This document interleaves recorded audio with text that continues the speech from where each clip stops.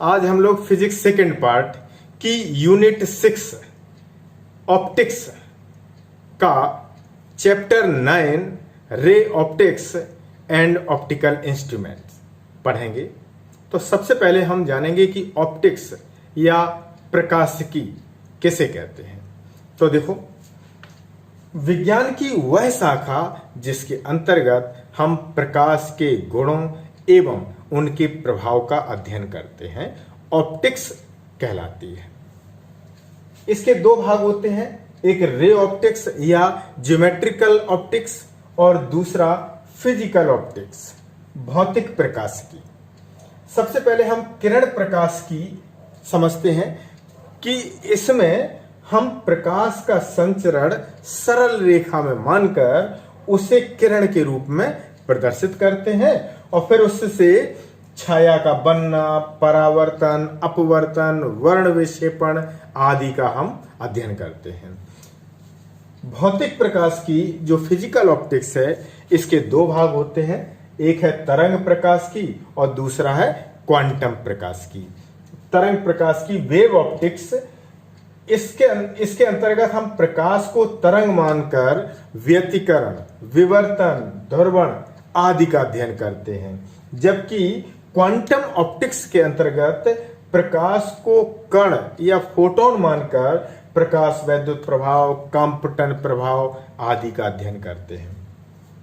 अब हम समझते हैं कि प्रकाश क्या है। तो देखो, प्रकाश एक प्रकार की ऊर्जा है जिसके द्वारा उत्पन्न दृष्टि संवेदना के कारण हम अपने आंख के द्वारा समीप की वस्तुओं को देख पाते हैं। प्रकाश किरण एवं पुंज क्या होता है? प्रकाश सरल रेखा में चलता है, इसके पथ को हम प्रकाश किरण और किरणों के समूह को प्रकाश पुंज कहते हैं, जिसे हम प्रयोग के द्वारा भी इसको समझ सकते हैं। हमने यहाँ पे ये 4 कार्ड एक निश्चित अंतराल पर रख लिए हैं और बीच में हमने एक ये कांच की छड़ के द्वारा इनको हमने इस तरीके से व्यवस्थित किया है कि ये हिलने डुलने ना पाए। इसके बाद हमने सभी चारों में मध्य में एक छिद्र कर रखा है एक लाइन में। अब हम देखो, यहाँ एक कार्ड के छिद्र से होकर के प्रकाश को लाइट सोर्स हम डालते हैं, तो देखते हैं कि दूसरे सिरे पर देखिए आपको प्रकाश पहुंचा। तो हम क्या देखते हैं कि ये इस छिद्र को पार करते हुए पहले से दूसरे, तीसरे, चौथे से पार करके और आप उसको देख पा रहे हैं। तो यहां से क्या हो रहा है कि ये सिद्ध करता है कि प्रकाश एक सीधी रेखा में चलता है। प्रकाश का परावर्तन क्या होता है? प्रकाश किरण का किसी चिकने पृष्ठ से टकराकर वापस उसी माध्यम में लौट आने की क्रिया को प्रकाश का परावर्तन कहते हैं। जैसे मेरे पास ये दर्पण है और हम यहां से प्रकाश इस पर डाल रहे हैं, तो देखिए ये प्रकाश, ये देखिए ये स्क्रीन पे दिखने लगा। तो यहां से प्रकाश किरण आपतित हुई किस पर? इस दर्पण पर, और दर्पण से टकराकर इसी माध्यम में, ये बीच में कौन सा माध्यम है? वायु। तो वायु माध्यम में प्रकाश की किरण आपतित हुई और इस पृष्ठ से टकराकर और वायु माध्यम में ही वापस चली गई। तो इस प्रक्रिया को हम कहते हैं, या इस घटना को हम कहते हैं प्रकाश का परावर्तन। ठीक है, जैसे इसका हमने चित्र बनाया है यहाँ पे कि देखिए आप कोई समतल पृष्ठ है, इस पृष्ठ का भी एक अभिलंब होगा। तो हमने एक अभिलंब मान लिया, काल्पनिक अभिलंब ये हमने खींच लिया। जब भी कोई किरण आपतित होती है तो वहां से 2 किरणें चलती हैं, एक ये किरण है और एक ये किरण है। ठीक, जो ये किरण आती है ये वापस चली जाती है और ये वाली किरण यहां से टकराकर वापस होती है। अब हम जो ये किरण टकराकर वापस हुई है इसको पीछे की ओर बढ़ाते हैं और जो ये किरण वापस हुई है इसको पीछे की ओर बढ़ाते हैं। तो हमें इस बिंदु से निकलती हुई किरण प्रतीत हो रही है, यहां से अगर हम देखें तो हमें ऐसा लगेगा कि यहां से इस सोर्स से ये प्रकाश की किरण आ रही है। तो इससे हम कहते हैं इस वस्तु या इस प्रकाश स्रोत का, इसे हम कहते हैं प्रतिबिंब, जिसे हम कहते हैं आभासी प्रतिबिंब। ठीक, तो ये आभासी प्रतिबिंब बन गया। ये आपतित किरण है, ये परावर्तित किरण है और ये अभिलंब है। अब हम समझते हैं कि परावर्तन के नियम क्या हैं। तो दो नियम है। प्रथम नियम है कि आपतित किरण, परावर्तित किरण और आपतन बिंदु, आपतन बिंदु, इसे हम कहते हैं आपतन बिंदु पर अभिलंब, ये तीनों एक तल में होते हैं। एक तल का मतलब क्या हुआ कि अगर आप इस दर्पण को ठीक लंबवत अपनी कॉपी पर रख लें और फिर आपतित किरण और परावर्तित किरण और अभिलंब तीनों खींचें, तो ये कागज के तल में तीनों रेखाएं आप खींच लेंगे। तभी यहां पे लिखा है कि आपतित किरण, परावर्तित किरण तथा आपतन बिंदु पर अभिलंब तीनों एक ही तल मतलब कागज के तल में होते हैं। द्वितीय नियम क्या है कि ये आपतन कोण जो आई है, इसका मान परावर्तन कोण आर के बराबर होता है। अब हम समझते हैं कि ये जो प्रतिबिंब है, यहां पे हमने लिखा कि आभासी प्रतिबिंब, तो आभासी प्रतिबिंब हम किसे कहेंगे? तो देखो, प्रतिबिंब पहले हम समझें कि प्रतिबिंब किसे कहते हैं। जब प्रकाश किरणें किसी बिंदु वस्तु से चलकर परावर्तन या अपवर्तन के पश्चात किसी दूसरे बिंदु पर वास्तव में मिल रही हैं या मिलती हुई प्रतीत होती हैं, तो इस बिंदु को, पहले बिंदु का हम क्या कहेंगे? प्रतिबिंब। किताब में कहीं कहीं बिंब और प्रतिबिंब लिखा है। बिंब मतलब वस्तु जहां से प्रकाश किरण निकल रही है, चल रही है, और प्रतिबिंब इसका प्रतिबिंब जो दूसरे बिंदु पर बनता है। अब प्रतिबिंब दो प्रकार के होते हैं, एक होता है वास्तविक प्रतिबिंब और एक होता है आभासी प्रतिबिंब। तो अब आप देखो, प्रकाश की किरण इस पर टकराने के बाद वापस चली गई है, लेकिन इसके बावजूद अगर हमने इसको पीछे की ओर बढ़ाया, इस किरण को पीछे की ओर बढ़ाया, तो इस परावर्तित किरण को अगर हम देखें अपनी आंख से, तो हमें ऐसा प्रतीत होगा कि यहां से, इस बिंदु से प्रकाश किरण आ रही है। इसीलिए हम इसे कहते हैं आभासी प्रतिबिंब। ठीक है, और वास्तविक प्रतिबिंब वो होता है जहां पर प्रकाश किरणें वास्तव में मिलती हैं। अब दूसरा अंतर और समझ लें कि आभासी प्रतिबिंब सदैव सीधा बनता है। जैसे आप अपना चेहरा दर्पण में देखते हैं, घर में आपने नहा धो के कपड़े वपड़े पहन के जब क्रीम तेल पाउडर लगाना चाहा, तो आपने क्या किया कि दर्पण के सामने खड़े हो गए, बाल काटने लगी। तो ये जो है आपका प्रतिबिंब इस दर्पण में कैसा बन रहा है? आभासी। ठीक है, और वास्तविक प्रतिबिंब वो होता है जो सदैव उल्टा बनता है, उसे हम कहते हैं वास्तविक प्रतिबिंब। अब हम समझते हैं कि दर्पण क्या है। तो दर्पण में कांच के एक पृष्ठ पर चांदी या पारे की पॉलिश करके उसके ऊपर आयरन के रेड ऑक्साइड का पेंट कर दिया जाता है। ठीक है, तो ये जैसे ये आप देख रहे होंगे, ये पीछे लेप कर दिया गया। अब दर्पण दो प्रकार के होते हैं, समतल और गोलीय। गोलीय दर्पण दो प्रकार के होते हैं, उत्तल और अवतल। अब हम समतल दर्पण से बने प्रतिबिंब की विशेषताएं जानते हैं। समतल दर्पण के द्वारा बना प्रतिबिंब आभासी होता है, सीधा होता है और वस्तु के बराबर होता है।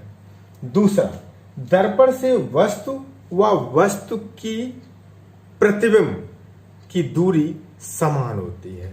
जैसे हम अगर जितनी दूरी पर रख करके अपना प्रतिबिंब देख रहे हैं, तो आप देख रहे हैं कि इस दर्पण के प्रतिबिंब इसके पीछे बन रहा है। ठीक, क्योंकि आभासी प्रतिबिंब है, तो उस स्थिति में हम देख रहे हैं कि हमारे बराबर सीधा प्रतिबिंब है। तो यहां से दर्पण की दूरी और दर्पण से प्रतिबिंब की दूरी बराबर होगी। फिर अगला है कि प्रतिबिंब में पार्श्व व्युत्क्रमण या लेटरल इन्वर्जन होता है। लेटरल इन्वर्जन का मतलब है कि अगर हम दर्पण में खड़े हैं और अगर हम अपना लेफ्ट हैंड अगर हम अपना ऊपर नीचे कर रहे हैं तो इसके प्रतिबिंब में राइट हैंड इस तरीके से हिलता हुआ आपको दिखेगा। मतलब लेफ्ट वाला राइट साइड का दिखता है और राइट वाला वो लेफ्ट साइड में दिखता है। होता क्या है कि लेटरल इन्वर्जन होता है कि हम जिस कंडीशन में खड़े हैं, अब इसका प्रतिबिंब जब आप उसको उसमें बनेगा तो आप देख रहे हैं कि हम कितने अंश घूम रहे, 180 अंश। तो यही लेटरल इन्वर्जन है कि जो वस्तु है उसका प्रतिबिंब 180 अंश जब घूम जाता है तो लेफ्ट का राइट दिखने लगता है और राइट का लेफ्ट दिखने लगता है। ठीक है, किसी वस्तु का पूर्ण प्रतिबिंब देखने के लिए जो दर्पण की ऊंचाई है वो वस्तु की ऊंचाई से आधी होनी चाहिए। दर्पण को अगर हम जैसे हमने यहां पर थीटा कोण पर इसको हमने घुमा दिया, ठीक है, थीटा कोण घुमा दिया, तो परावर्तित किरण जो होगी वो 2 थीटा कोण पर घूम जाएगी। थीटा कोण पर झुके 2 दर्पणों के बीच रखी वस्तु के प्रतिबिंबों की संख्या दर्पण के 2, जैसे मान लो एक मेरे पास ये दर्पण है और एक मेरे पास ये दर्पण है और हमने ये दोनों दर्पण रख दिए। अब इन दोनों दर्पणों के बीच में अगर हम यहां पर कोई वस्तु रखते हैं यहां पर, तो देखिए आपको कुछ प्रतिबिंब दिख रहे होंगे, ठीक है, ये प्रतिबिंब देख रहे हैं, ये दिख रहे होंगे प्रतिबिंब, ठीक है। तो ये प्रतिबिंबों की संख्या इस सूत्र पर निर्भर करती है कि अगर 360 बटे थीटा, मान लो हमने 2 दर्पणों को मान लो 90 अंश पर रख दिया, ठीक है, तो 360 में 90 का भाग 2 कितनी बार जाएगा, 4 बार, तो सम संख्या हमें मिली। तो ऐसी स्थिति में प्रतिबिंबों की संख्या 3 होगी। लेकिन अगर हमें 360 बटे थीटा का मान एक विषम संख्या और पूर्ण संख्या मिलती है, पूर्णांक संख्या, तो वो तब संख्या 360 बटे थीटा करके जो संख्या आएगी वो प्रतिबिंबों की संख्या होगी। इसी के साथ अगर 360 बटे थीटा का मान विषम संख्या है और भिन्न रूप में है, तब n-1 उसमें से एक घटा करके मान लो कि हमारे पास 75 अंश पे वस्तु रखी है, तो 360 बटे 75, 15×75 और 15 दूनी 30, 15 चौको 60, 5 का भाग दो, 5 चौको 20 और 5 अट्ठे 40, 4.8 आया मान। तो ऐसी स्थिति में 4.8 में से एक घटाओ तो कितना हुआ, 3.8। तो इसके बाद वाला 3.8, मतलब 3 के बाद पूर्णांक कितना होगा, 4। तो इसका मतलब है कि प्रतिबिंबों की संख्या 4 होगी। इस तरीके से हम निकालते हैं। अब हम पहले गोलीय दर्पण हम समझ लेते हैं। ये क्या होता है, एक गोला है, जैसे मान लो ये देखिए आप एक गेंद देख रहे हैं, ठीक है, ये गेंद है मेरे पास। अब इस गेंद का हमने छोटा सा एक भाग काट लिया, ठीक है, हमने ये एक छोटा सा भाग काट लिया, ठीक, ये अलग कर लिया। अब इस पर अगर हम बाहरी पृष्ठ पर लेप कर दें, बाहरी पृष्ठ पे पॉलिश कर देते हैं, तो परावर्तक पृष्ठ कौन सा होगा, अंदर वाला। तो ये अंदर वाला कैसा तल है, झुका हुआ, तो इसे हम कहते हैं अवतल दर्पण, ठीक है। अगर हम अंदर की ओर पॉलिश कर दें, अंदर की ओर, तो अब परावर्तक पृष्ठ कौन सा होगा, बाहर वाला। ये बाहर वाला कैसा पृष्ठ है, उठा हुआ पृष्ठ है, इसीलिए इसे हम कहते हैं उत्तल, उठा हुआ तल। उत्तल और अवतल को आप समझ चुके हैं, ठीक। यहीं पे एक हम और समझ लें कि हम दर्पण की पहचान कैसे करते हैं। तो देखो, अगर हम जैसे ये हमें पता नहीं है कि कौन सा दर्पण है, हमने इसको लिया, सामने इसके वस्तु रखी, तो जितनी बड़ी वस्तु है जिस आकार की, उसी आकार की वस्तु हमें दिखनी चाहिए और इसके द्वारा जो प्रतिबिंब है वो सदैव सीधा हो, चाहे हम आगे करें चाहे पीछे करें, इसमें प्रतिबिंब कैसा दिखना चाहिए? सीधा। तो ये है समतल दर्पण। अब यदि देखिए हम लोग बर्तन की दुकान पर जाते हैं तो नई, जैसे मेरे पास चम्मच है तो इस चम्मच को हमने लिया, आपने देखा होगा कि अगर हम नई बर्तन खरीदें तो उसमें खूब चेहरे वहरे दिखते हैं, हम बड़ा देख देख के मुस्कुराते हैं तो इसमें आप क्या करें कि हम इसको पास में, इसके पास में कोई वस्तु ले जाते हैं, तो जब वस्तु पास में होती है तो वो सीधी दिखेगी। ठीक, जैसे ही हम दूर ले जाएंगे वैसे ही वस्तु का प्रतिबिंब उल्टा दिखने लगेगा, इसी में उल्टा दिखने लगेगा और वस्तु से छोटा या बड़ा दोनों प्रकार का दिख सकता है। तो ये हो गया अवतल पृष्ठ। ठीक, अब आप बर्तन की दुकान पर जाएंगे तो इसको देख करके आप अपना पहचान कर सकते हैं कि इस चम्मच में कौन सा अवतल पृष्ठ दिख रहा है। अब इसको पलट दें, अब हम इधर से देखें तो इधर से हम देख रहे हैं तो हमें क्या दिख रहा है कि जो इसके द्वारा प्रतिबिंब कैसा है? सीधा है। अगर हम इससे दूर ले जाते हैं तो प्रतिबिंब उतना ही छोटा होता जाता है, बनेगा तो सीधा लेकिन प्रतिबिंब कैसा दिखता है? छोटा दिखता जाता है। तो ये है उत्तल दर्पण, उत्तल पृष्ठ। तो अब आप उत्तल पृष्ठ, अवतल पृष्ठ और समतल पृष्ठ की पहचान समझ गए। अब हम समझते हैं कि अवतल दर्पण के उपयोग क्या होते हैं, हम कहाँ उपयोग करते हैं। तो देखो, अवतल दर्पण का उपयोग हम हजामत बनाने में करते हैं। हजामत बनाने में कैसे करते हैं कि हम वहां पर जब उसको अपने पास रखते हैं तो जैसे सेविंग करनी है हमें, तो हम इसके फोकस और ध्रुव के बीच अपनी ठोड़ी रखते हैं। तो उस स्थिति में क्या होगा कि हमारे जो बाल हैं वो बहुत छोटा होगा लेकिन उसके द्वारा बना प्रतिबिंब बड़ा दिखेगा, और जब प्रतिबिंब बड़ा दिखेगा तो हम उसको आसानी से और सेविंग करके और चिकने हो सकते हैं दूसरा, आंख, नाक, कान, गला, दांत आदि का हम निरीक्षण करते हैं तो अवतल दर्पण के द्वारा करते हैं। टॉर्च या टेबल लैंपों के शैडो में जो प्याली है वो अवतल दर्पण की भांति काम करती है। अवतल दर्पण के फोकस पर जब हम बल्ब लगा देते हैं तो बल्ब से निकलने वाला प्रकाश कुछ तो सीधा चला जाता है और कुछ जो पीछे जाता है वो उस प्याली से टकरा करके और वो भी सीधा हो जाता है, तो हमें ज्यादा प्रकाश दिखाई देता है। ठीक, फोकस अच्छा दिखाई देता है, तो इसलिए हम उसमें प्रयोग करते हैं। कार मोटर की हेडलाइट में सेम इसी तरीके से। उत्तल दर्पण का उपयोग कहाँ होता है?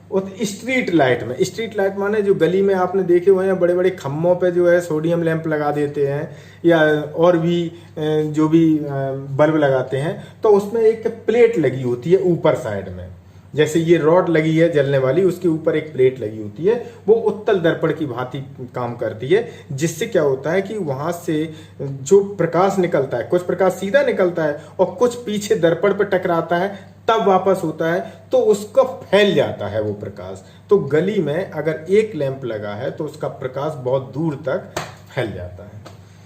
ट्रकों, बसों, बाइकों में, मोटरसाइकिल में आपने देखा होगा एक जहां पे हम लोग चलाते हैं तो वहां पे एक दर्पण लगा होता है पीछे के देखने के लिए, तो वो कौन सा दर्पण होता है? उत्तल दर्पण होता है। ठीक, अब हम समझते हैं गोलीय दर्पण से संबंधित परिभाषाएं। सबसे पहले हम समझते हैं कि ध्रुव कैसे कहते हैं। तो देखो, अगर ये कहां गिर गया अगर ये मेरे पास गोले का एक छोटा सा भाग है जिसके एक ओर पॉलिश कर दिया गया, तो ये दर्पण बन गया। इसका जो मध्य भाग है इसको हम कहते हैं ध्रुव पी, ध्रुव पी। इसके बाद समझते हैं वक्रता केंद्र किसे कहते हैं। तो वक्रता केंद्र क्या होता है कि ये जो हमारा गोलीय भाग है, ये एक गोले का छोटा सा भाग है और ये किसी ना किसी गोले का भाग है, तो उस गोले के केंद्र को, जैसे ये है, अब इसका जो गोला बनेगा वो तो गोला इस तरीके से बनेगा। तो इसका जो केंद्र है उसे कहते हैं वक्रता केंद्र C। इसके बाद वक्रता त्रिज्या, तो वक्रता केंद्र और ध्रुव तक की दूरी को हम वक्रता त्रिज्या कहते हैं। इसके बाद है मुख्य अक्ष, तो ध्रुव और वक्रता केंद्र को मिलाने वाली रेखा मुख्य अक्ष कहलाती है। फोकस किसे कहते हैं?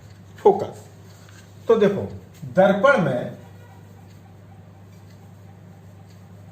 दर्पण में मुख्य अक्ष के समांतर आने वाली किरणें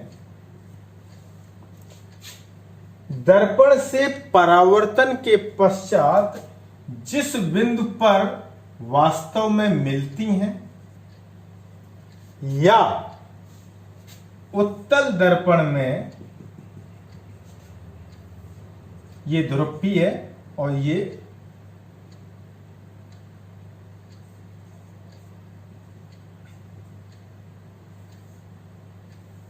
और उत्तल दर्पण में ये टकरा के वापस होंगी, तो इनको अगर हम पीछे की ओर बढ़ाएं तो ये एक बिंदु से निकलती हुई प्रतीत होंगी। इस बिंदु में वास्तव में मिलती हैं, इस बिंदु में मिलती हुई प्रतीत हो रही हैं, तो उसे हम कहते हैं फोकस।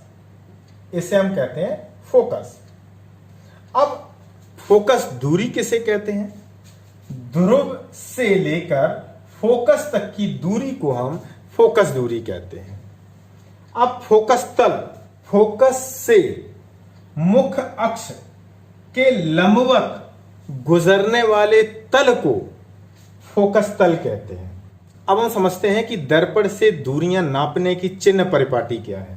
तो देखो, दर्पण के ध्रुव को, जैसे ये हमने अवतल दर्पण मान लिया, ठीक है, और इस अवतल दर्पण का मध्य बिंदु क्या हो गया? ध्रुव। इस मध्य बिंदु को हम क्या कहते हैं? ध्रुव। तो ध्रुव को हम कहां मानते हैं? सदैव मूल बिंदु पे। आपने निर्देशांक ज्योमेट्री में पढ़ा होगा, तो ये अगर मूल बिंदु है तो इसको हमने मान लिया एक्स अक्ष, ठीक, ये एक्स अक्ष हो गया। और इसके अगर ऊपर जाएंगे तो ये हमने मान लिया वाई अक्ष, ये वाई अक्ष है। इधर हमने धनात्मक एक्स अक्ष ले लिया, इधर हमने ऋणात्मक एक्स अक्ष ले लिया। इसके नीचे ऋणात्मक वाई अक्ष ले लिया, ठीक। इस तरीके से हम ध्रुव को मूल बिंदु पर मान करके एक्स और वाई अक्ष निर्धारित करते हैं। दूसरा, दर्पण पर प्रकाश किरणें सदैव बाईं ओर से डाली जाती हैं, इससे बाईं ओर, ठीक। अब बाईं ओर से डाली जाती हैं। दर्पण का देखो, अगर ये अवतल दर्पण है तो इसकी फोकस दूरी तो बाईं ओर होगी। बाईं ओर होने के कारण इसकी फोकस दूरी कैसी होती है? ऋणात्मक। जबकि उत्तल दर्पण की फोकस दूरी किधर होगी? दाईं ओर होगी। तो इसलिए उससे फोकस दूरी कैसी मानी जाती? धनात्मक।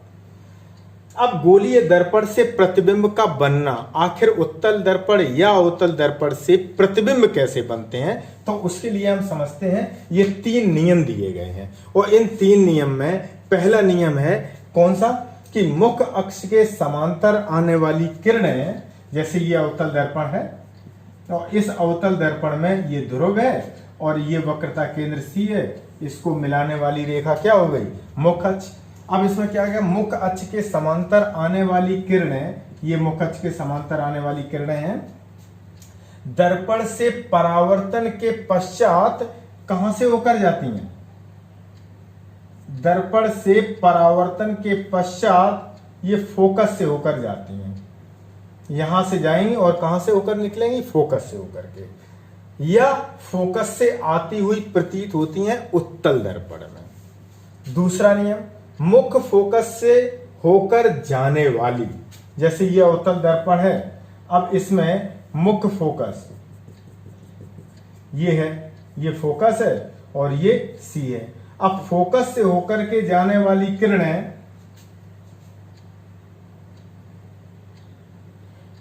दर्पण से परावर्तन के पश्चात मुख्य अक्ष के समांतर हो जाती हैं। तो ये तो इसी का व्युत्क्रम है, ठीक है। तीसरा नंबर, वक्रता केंद्र से होकर जाने वाली किरण, वक्रता केंद्र से होकर जाने वाली किरण का मतलब कि जैसे ये कोई दर्पण है और इस दर्पण में ये ध्रुव P है, ये फोकस F है और ये वक्रता केंद्र C है। तो यहाँ पे क्या कहा गया, वक्रता केंद्र से होकर जाने वाली, इस वक्रता केंद्र से होकर के जाने वाली प्रकाश की किरण या वक्रता केंद्र की ओर आती हुई प्रतीत होने वाली प्रकाश किरण उत्तल में दर्पण से परावर्तन के पश्चात उसी मार्ग पर वापस लौट आती है। तो ये हैं 3 नियम जो आपको अच्छे से पता होना